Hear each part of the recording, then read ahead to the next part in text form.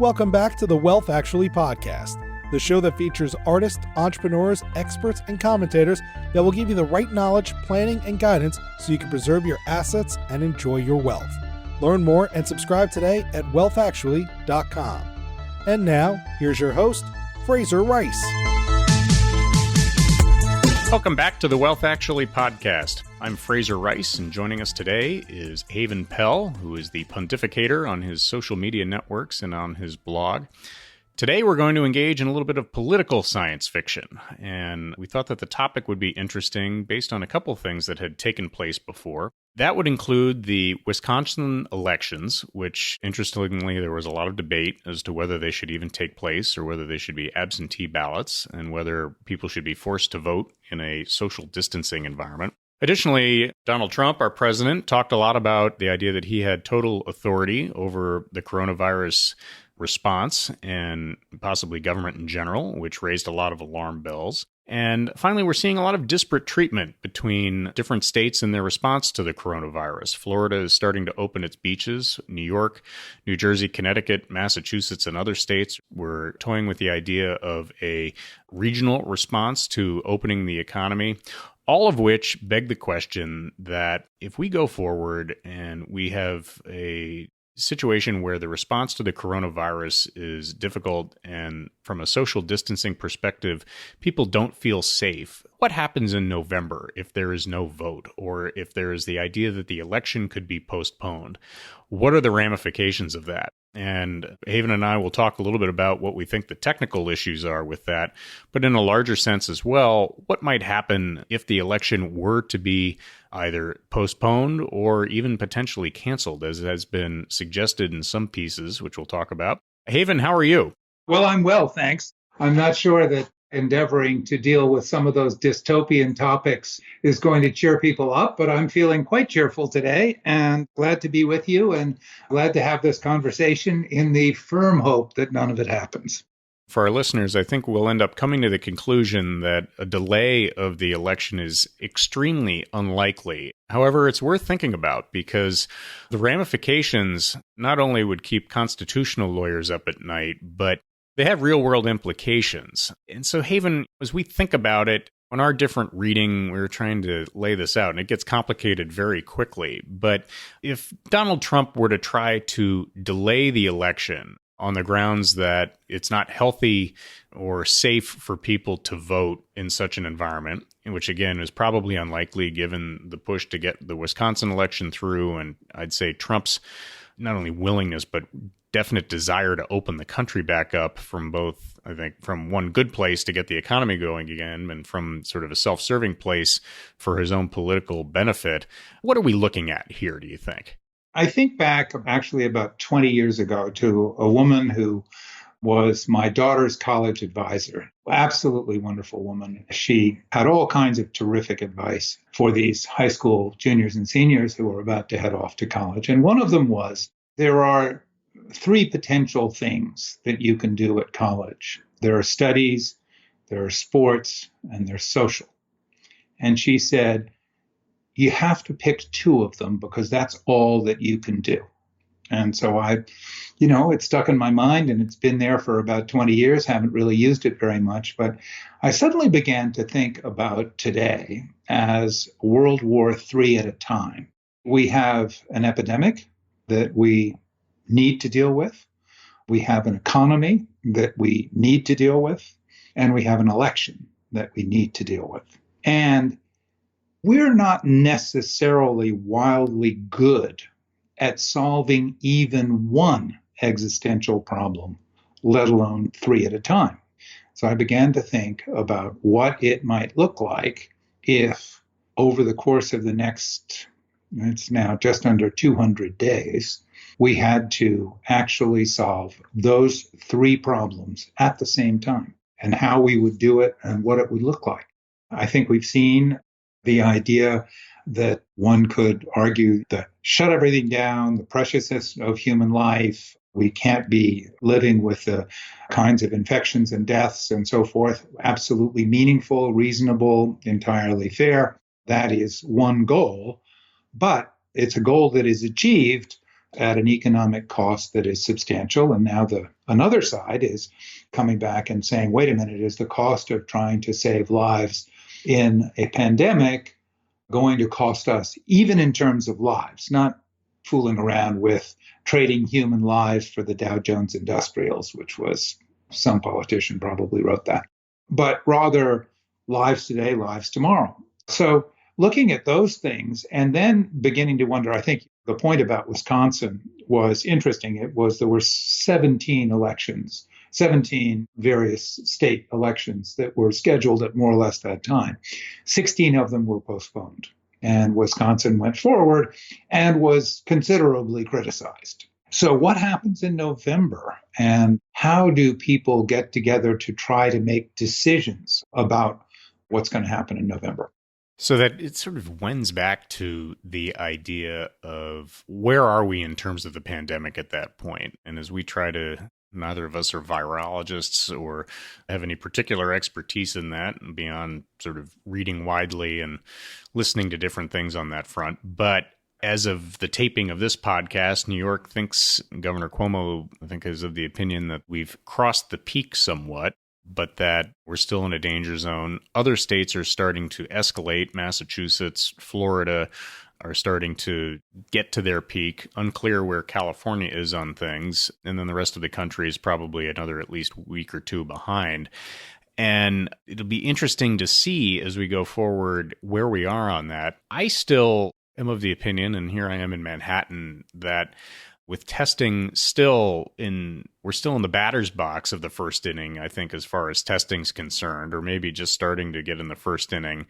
But as this becomes more and more prevalent, we're going to find that many, many more people have been exposed to this virus, and that the sort of public understanding of where the pandemic fits within the continuum, I'd say, of public health issues, I think it's still to be defined. On one hand, you have sort of Ebola and high likelihood of death, not particularly contagious because many people die before it can get spread. And then all the way back to sort of the common cold, which is everywhere, but not necessarily fatal. And what we're dealing with here is somewhere in the middle. And I don't think those boundaries have been discovered yet. And as I think sort of look and say, oh, there's 3 million plus people confirmed to have had a COVID diagnosis, I feel like it's more like 300 million people who have it. And we're not there yet in terms of sort of a public understanding of what that means.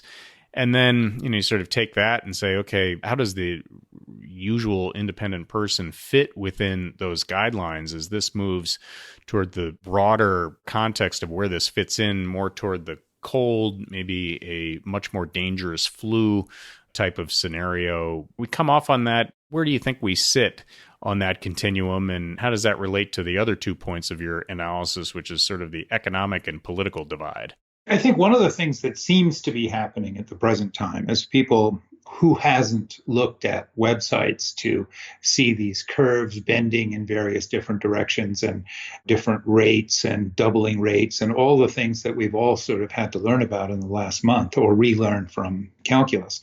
And you see things appearing to behave as people began to say they would behave. And so I think we draw a lot of comfort. Oh, look, we were told 2 weeks ago that this was kind of what was going to happen. And look, it's sort of happening. Maybe it's happening at a lower mortality rate. Okay, excellent. That's good.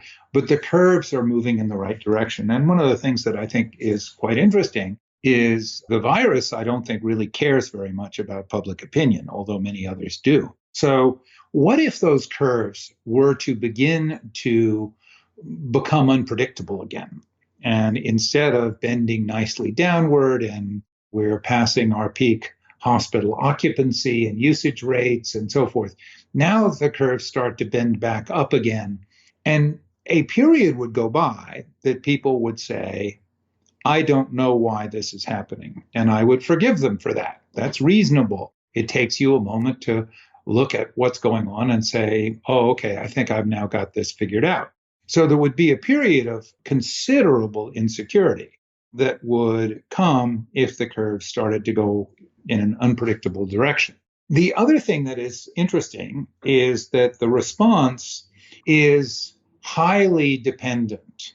The overall response, no matter how good or bad that response may be, and that's largely, to some degree, that depends upon one's politics, is that some people favor, oh, we're doing great, and some people say, oh, we're doing terrible, and they're looking at the same facts and seeing different things.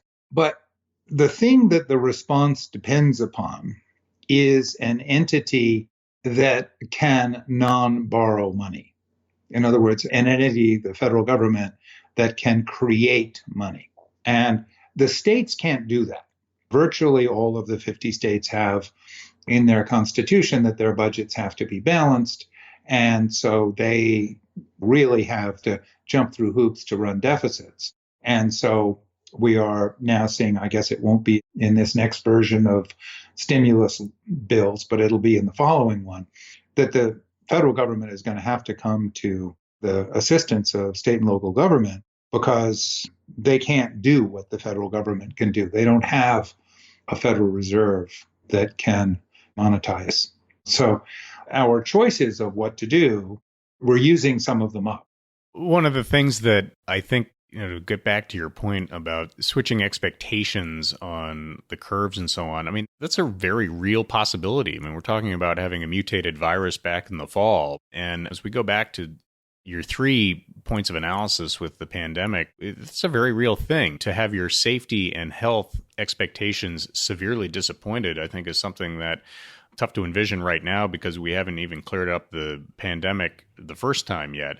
But if the second wave hits, the possibility of a retrenchment and a ramification being an electoral delay could very well happen. And as we're sort of alluded to this already, but we've already got ramifications on the economic front. And we can only just have to look at the restaurant industry to see how that's working out and people's frustrations with the PPP and divergent treatment of different businesses for that. But if people start to feel disappointment, certainly in the safety and the public health perspective of this response, and then the economic component doesn't open up as quickly, those 2 points are going to fixate a lot of pressure on the political side of things. And you bet. That's where I see Donald Trump in particular looking forward and saying, I don't envy him on this front. He's got multiple moving targets that he's looking at, and he's trying to balance the public health component with the economic component. And all the governors of the 50 states are doing the same thing with differing degrees of magnitude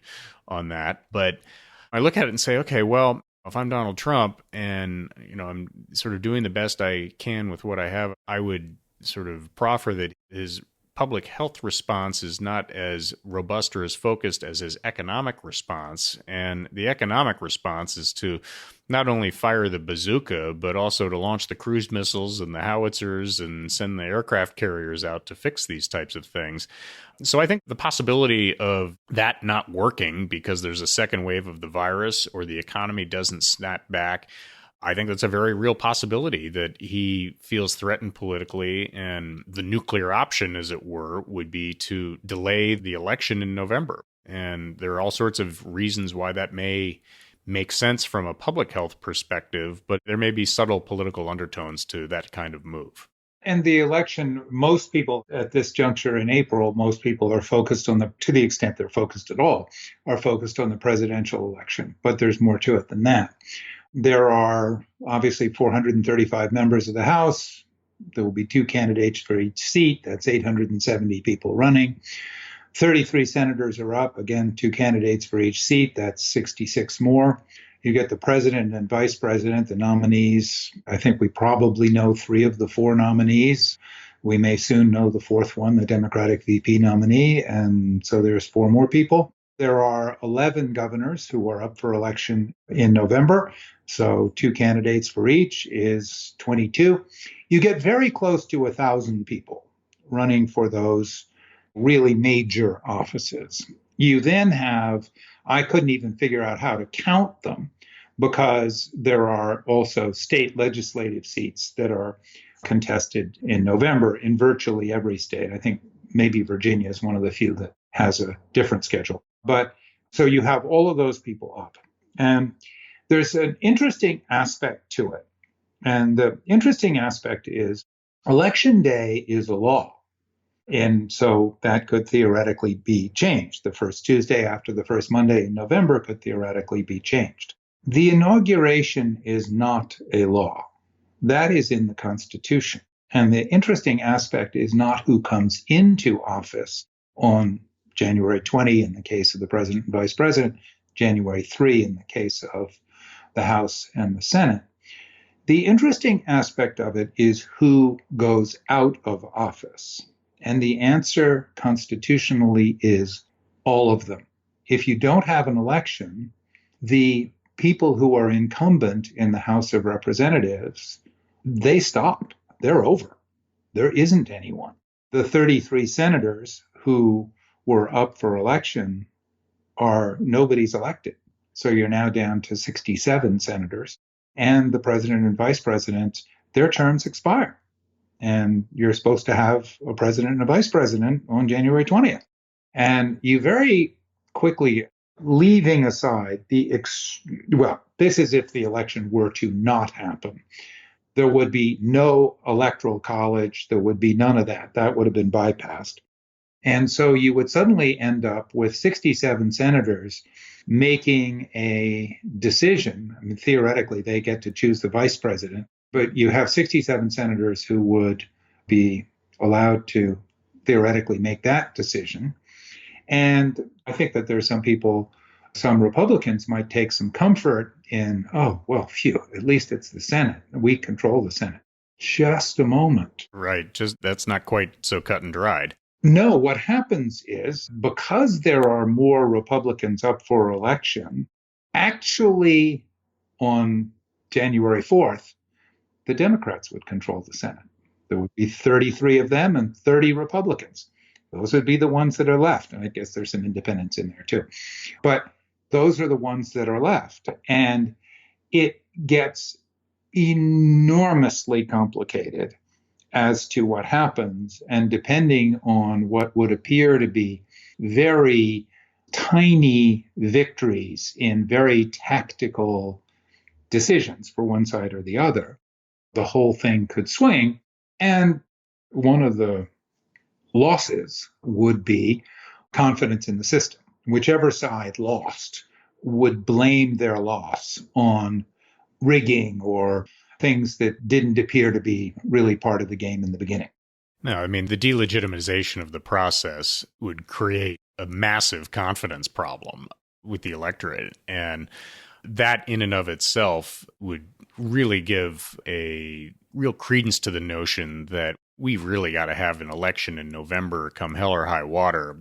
A friend of mine, Anthony Fisher, who writes for Business Insider, wrote an article about that and how there needs to be an advancement of the voting system such that we don't have the potential for this kind of delay because, as you said, it gets complicated very quickly. And the sort of the Senate gambit, and I feel like I'm talking about the movie War Games when at the end the computer goes through 10,000 different iterations of how thermonuclear war can destroy the world.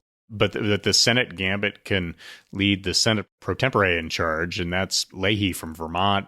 There could be all sorts of different assaults as to whether or not the people decide to have their elections or not at the state level, and all sorts of gamesmanship, which would really create a huge devolution. By the way, I'll be linking Anthony's article and then another article from Vox Magazine, which goes through some of these iterations for those people who want to go down that rabbit hole and understand why we think it's important to keep the calendar in place, as it were.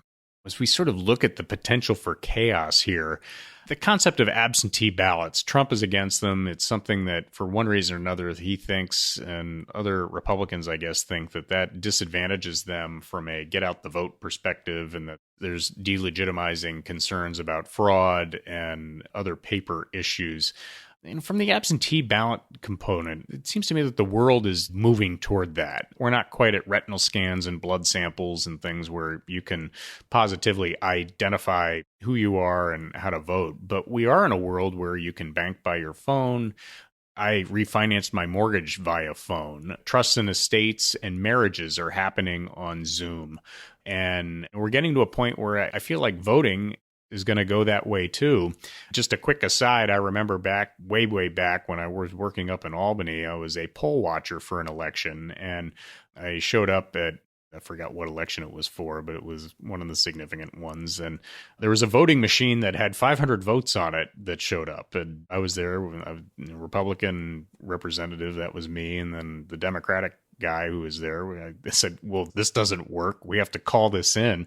And we did. And, we had 2 TV vans show up and a bunch of people come by at the Department of Elections and they'd throw the machine out. So I am very sensitive to the notion of fraud and fooling around with the voting systems and having dead people vote in Chicago for JFK and those types of stories. But also, I think that we're getting to the point where the absentee voting component, I think that's got to be more a part of things. And technologically speaking, if this country decides they want to put some money toward it, I think we could have an even more robust democracy in many ways if we're able to engage on that front.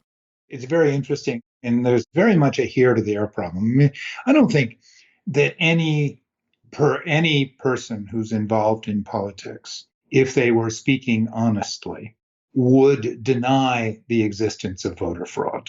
Now, it can operate both ways. It can be limiting people from voting. It can be adding people who shouldn't be voting or whatever.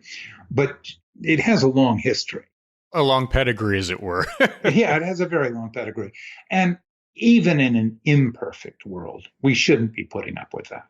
We should come to a decision as to which people should vote, whatever our laws are determined to be about who is an eligible voter. There should be a discussion about that. There should be an agreement about that. And off we go. The real challenge is that if you were trying to create a system, let's imagine that you or I, or together, we were trying to invent a game. And we said, let's head out and try to invent this game. And let's try to make something that's really interesting, that's kind of evenly matched, and so that people will enjoy watching it and it'll be a good thing and people will be entertained or people will enjoy playing it.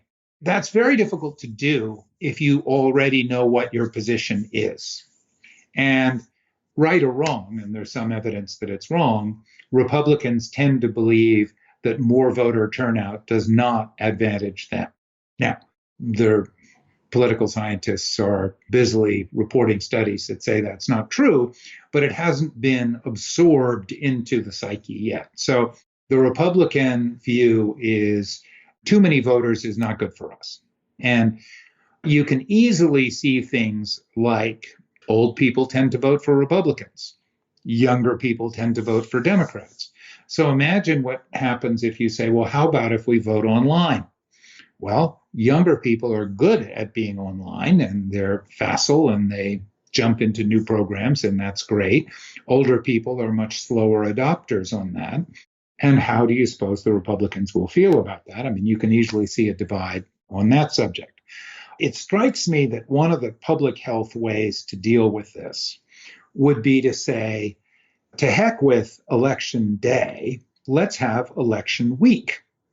And if for whatever reason you say people have to show up at the polling place, why not give them a week to do so?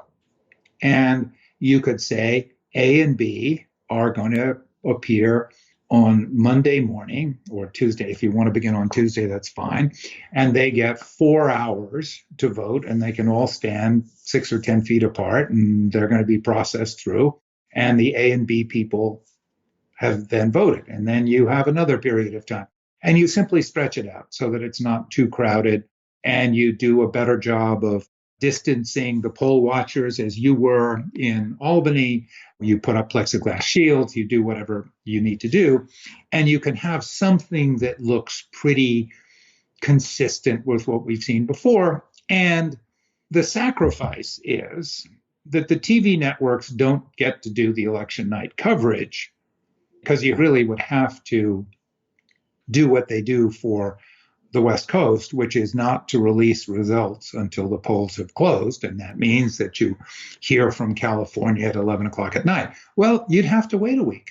If you decided to have election week instead of election day, then you might have those evening shows on Saturday night or Sunday night. I would imagine that'd actually be a pretty interesting thing for the political media industrial complex. And maybe not a week, but if you did 2 days, which I would argue, sure, whatever it took. Let's say that's enough. But in many ways, it's sort of a mini lead up to the Super Bowl, or sort of like having to wait for the next episode of your reality TV show to unfold to see whether your favorite character got the rose or not. I guess the difficulty would be that these networks and the political consultants have very, I don't know if it's accurate exit polling, but by stretching it out, do you potentially limit or do you create avenues for sort of misinformation that could drive voter turnout down? My guess is there probably accurate is. Information. Right. No, that's true. Let's take the District of Columbia, where I live, okay, where our jurisdiction is over 90% Democrats. And if you have the A and B people vote on Tuesday morning and the exit polling is accurate and they say, well, once again, the District of Columbia is going to be 90% Democrat, then do people who are scheduled to vote on Thursday, do they even bother? Now, it may not change the outcome in terms of counting up the total number of votes, but what it would change would be the arguments if the Electoral College goes one way and if the popular vote goes a different way. What happens if the popular vote declines sharply at no cost to the electoral vote? In other words, let's say 30% of the people at the latter end of the alphabet in DC, they just don't show up. And those votes never get cast. Turnout turns out to be low because people already know what the outcome is and they say, what's the point? Now, if you want to make an argument that we won the popular vote, that doesn't work as well because a lot of the people in where votes are highly concentrated and you're going to win a state by 90%, they just don't bother. So what's going to happen if you say, okay, well, we can solve that problem by telling the networks not to report exit polling? Does anyone think there might be a free speech argument on that? I do. That's for sure. As we sort of look at the potential digitization of the voting process, we've already got some experience now with foreign countries fooling around with political advertising and the use of social media to distort messages, all of which I would say is probably an evolution of many well-worn strategies that have existed throughout political history.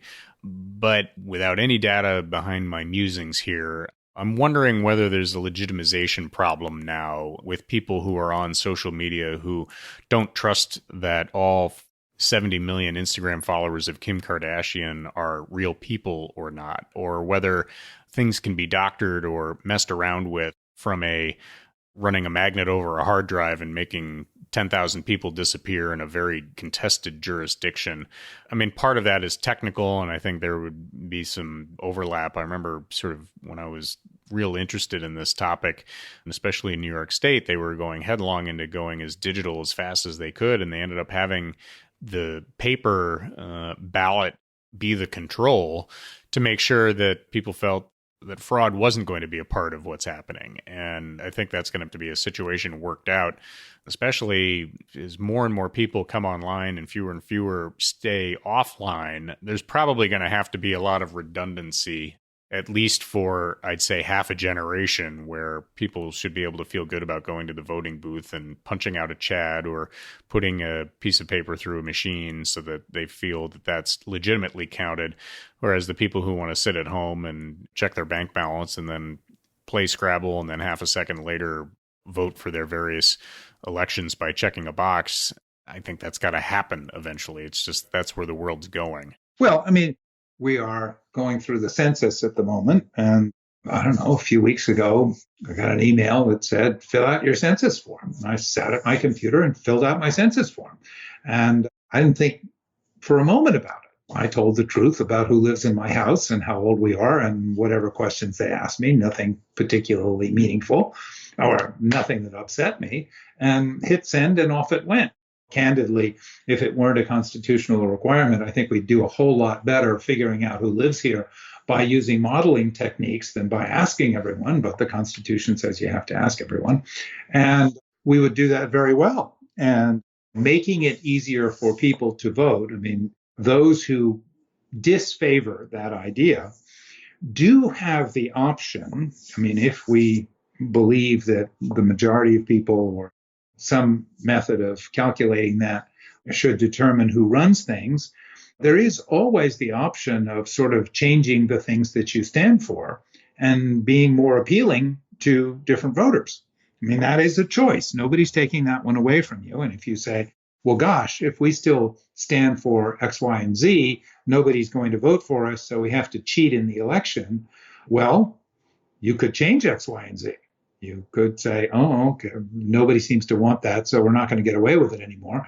And now we'll compete on a different playing field. I mean, Lord knows the political parties have traded positions. It looks like a double helix, how much the political parties have been on both sides of the same issue over our history. So that's probably not too bad a thing. Well, as we start to think about sort of the end game here, and as we conclude our discussion, one thing I want to leave listeners with is the notion that the idea of delaying an election of the magnitude that we're dealing with here, absent technological improvements or absentee balloting access improvements, I think it's very unlikely. The level of chaos that would ensue, again, Anthony Fisher talked about that eloquently in his article for Business Insider. I think that is an event that even a Donald Trump, to look at that, he would really risk running the political process up on the rocks and creating a level of havoc that I think even he would have trouble not only managing, but also not just managing, but really effectively operating in. And I mean, my hope is that even at some point, the political process is larger than the people that we have participating in it. And that's what's helped serve this country so well for as long as it has. There's no question that the hardest core opponents to the president, but it's probably even more than that. I mean, it's probably a good chunk of the president's opponents would not put that past him, would not put the Sinclair Lewis book from the 1930s, It Can Happen Here, would not put that past him. But if you are a fan of what we have created and began creating in 1776, if you're a fan of that continuing, one might be an opponent of a more chaotic outcome. Here's hoping that that doesn't happen. I think we have a lot to feel good about with our system, even though it's under a great deal of stress right now. I think ultimately we're going to come out of the pandemic and the economic chaos that that's caused, and ultimately the political chaos that we have been dealing with lately, and that we're going to be, I think, stronger going forward. Hopefully a little technology and a little wherewithal and sort of an active approach from our government is going to help steer us through. In the meantime, Haven, thanks for the discussion. This was really fun to kind of let loose and let our minds sort of wander and think about this type of thing. At risk of doing something that I don't often do, let me just not take issue with, that's too much, but just draw attention to the phrase that you use, before we leave this subject. My guess is we're going to have more conversations about this topic between now and November. Oh, for sure.